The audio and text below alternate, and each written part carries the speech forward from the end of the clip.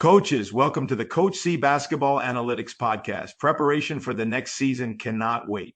In basketball analytics, if you wait, you are already behind. Data-driven basketball is not something you turn on during the season. You build it in the offseason and preseason.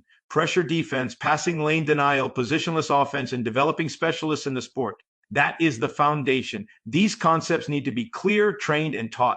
There is still a gap in how basketball analytics is applied. It often gets reduced to numbers, when in reality, it is a way of playing. Basketball analytics requires players to adapt, to be versatile, and to adjust based on data-driven goals that tilt the game.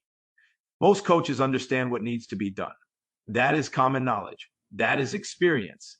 That is not the difference. The difference is in how you prepare, what you train, and how you equip your players to be adaptive and execute. Basketball analytics develops adaptability. It is not a one-size-fits-all style of play. It adjusts to the game and to the data-driven goals that need to be achieved. This is a progressive process. Mental preparation, conditioning, and skill development, both individual and team, must be built intentionally, aligned to data-driven goals. It is developed now. That alignment must show up in your training, conditioning, and ball work. The drills, the flow, the skills, and the guided structure must be aligned with analytics. Adaptable but not predictable. If you want to play fast, your training has to be fast. If you want positionless offense, your sessions must reflect that so all players can execute it. If you want pressure, your training must demand pressure.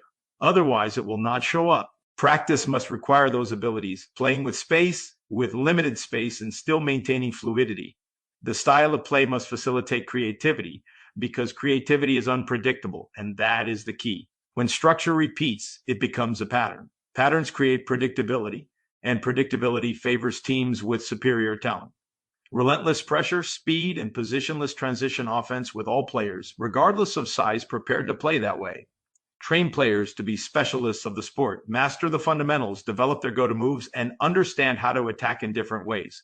Allow them to explore their abilities in a stretched full court game and in a half court with limited space. If that is how you want to play, your players must be prepared for it. It starts with roster selection, not just talent, but fit.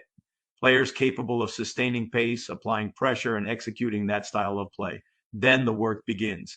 Players must control their weight, build strength and stamina, and sustain a relentless style of play. They must shoot every day, 500 to 1,000 shots, not static. Game shots. Off the dribble, off screens, off cuts, finishing in multiple ways, going left and right.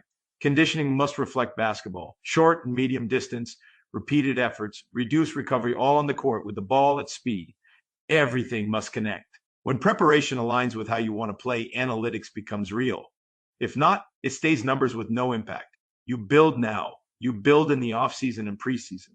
Because the season does not define your identity. Preparation defines it. Coaches, that wraps up today's episode. My goal is to add value to the game, challenge how we think, and encourage you to take risks, be audacious, and embrace the pressure of competition. I look forward to having you back next time. Thanks for listening.